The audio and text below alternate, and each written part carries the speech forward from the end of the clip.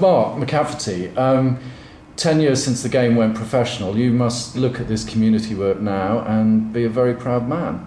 Oh, I think it leaves you fairly humble when you watch these kind of presentations and absorb all that they're doing in their communities. And these are just the top 3 clubs. There are other clubs obviously chasing hard on that particular leading pack at the moment in terms of the work they make. So it's a great credit to the sport, it's a great credit to the clubs individually and all the people who are behind the delivery of those programmes. So Saracens and Bath, equal winners this year of the Club of the Year award. Why was it so difficult to split them apart? Well, I think on the one hand you've got Saracens who have built such a scale and such a professionalism, and I think one thing that massively impressed the judges was just the rate of growth in the whole work that they do over the last 12 months, which even from a solid platform was hugely impressive, and the way they've achieved that through the various programs.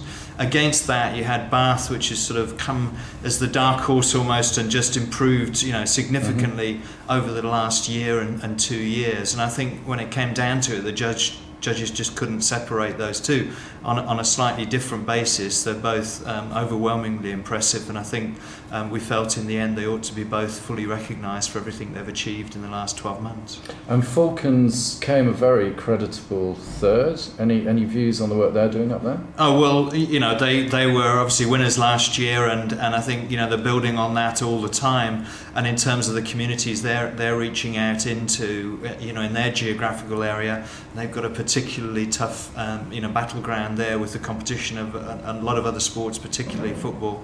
That you were just hugely impressed again by how they're tackling those challenges. So they've continued a lot of good work, and the judges were very impressed by that. And football historically has put a lot of money into its community work. Do you have a message for the private or public sector people looking to partner with professional sports? Should they look maybe at rugby? Absolutely, they should look at rugby. I think all of the things that have come across so substantially today are around the commitment of the clubs, the resources that the clubs and other supporters and partners are putting into these programs, the fantastic role that the players and the coaches play in helping deliver them, the role models that are created through that. All of that creates a hugely positive environment in which you can do things on health and on education and inclusion and all of the social agenda, as well as the sporting agenda, involvement in an active lifestyle. So I think the message is that we're open for business, we're developing rapidly, we're doing lots of good things through the clubs. Come join us. Great. And Parliamentary Rugby Group, MPs such as Derek Wyatt, Paul Farrelly, Andy Reid have been very supportive of this award over the years. Do you have any words for them? Well, I think there's no doubt we couldn't have got to where we have got already without the help of the likes of Derek and Paul and Andy Reid and that.